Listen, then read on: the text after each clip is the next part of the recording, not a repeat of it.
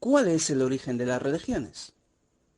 Esta pregunta ha hecho pensar a muchos a lo largo de la historia y ha dado pie a innumerables teorías.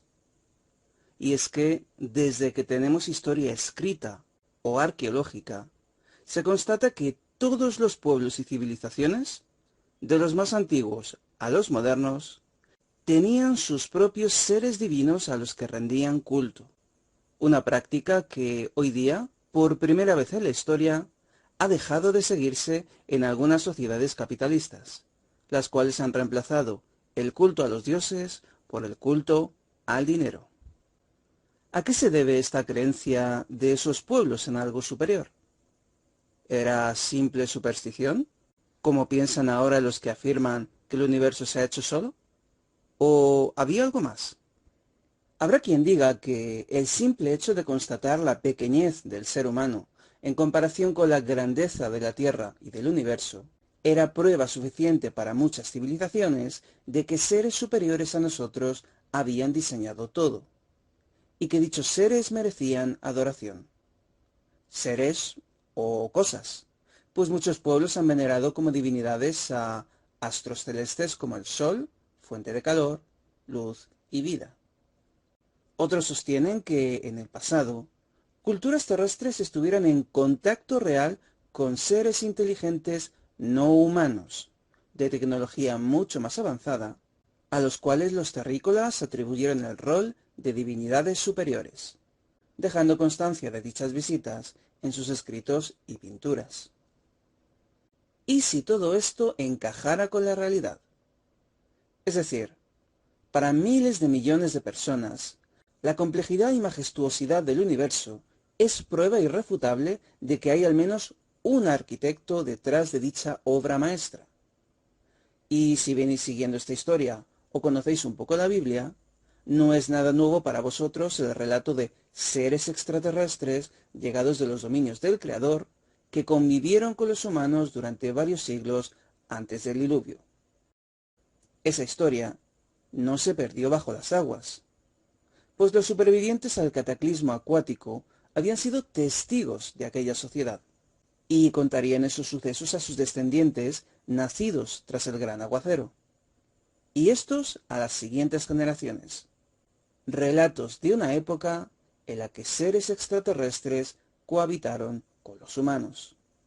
Solo que esos seres nunca se fueron. Simplemente pasaron a la clandestinidad. Esos tipos, esos genocidas, que ya habían provocado la ira del Creador y la cuasi exterminación de nuestra raza, seguían teniendo planes de dominación sobre los humanos.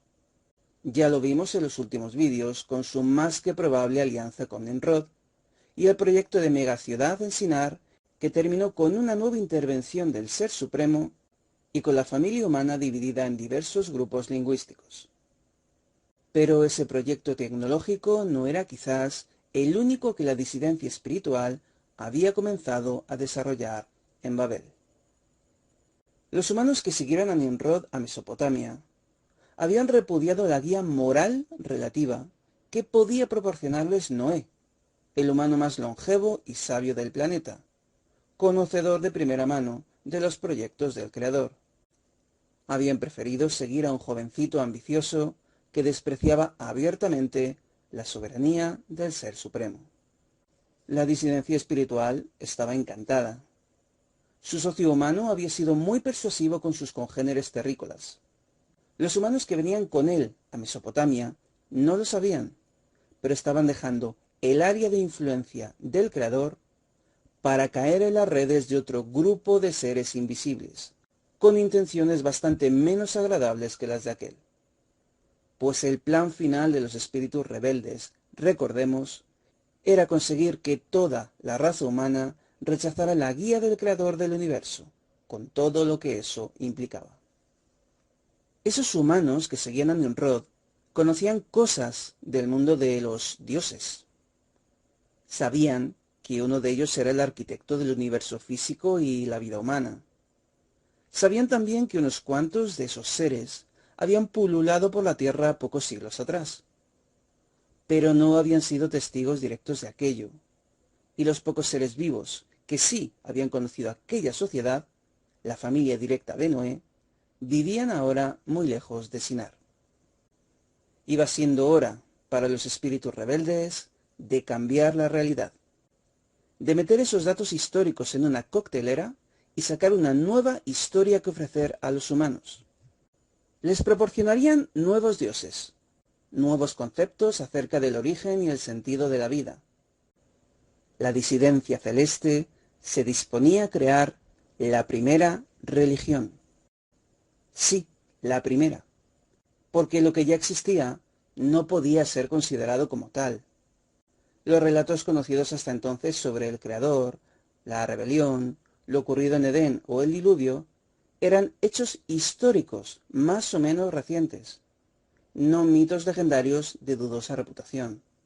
Lo que ahora se iban a sacar de la manga los espíritus mafiosos eran mentiras y tergiversaciones de la realidad histórica humana y celeste.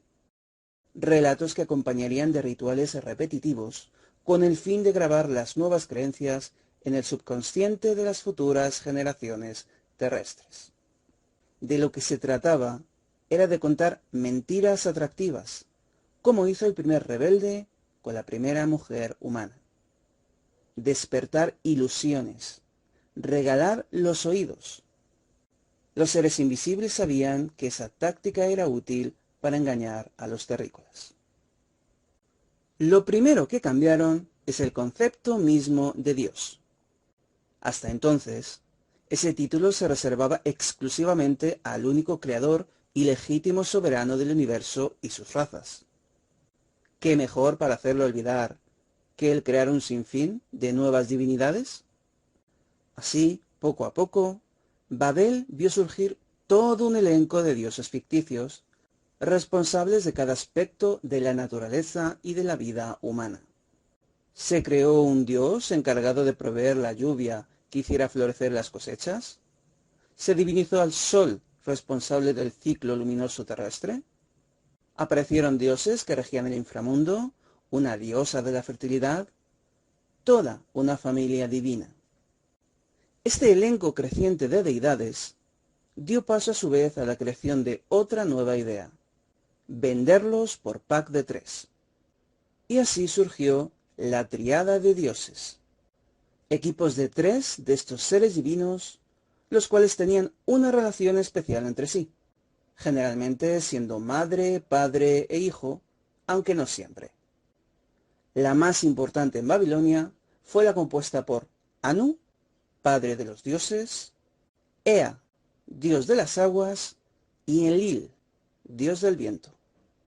Una invención, esta de las triadas, que, curiosamente, triunfó, pues fue exportada con el tiempo a muchas otras religiones, alguna de ellas bastante conocida en la actualidad.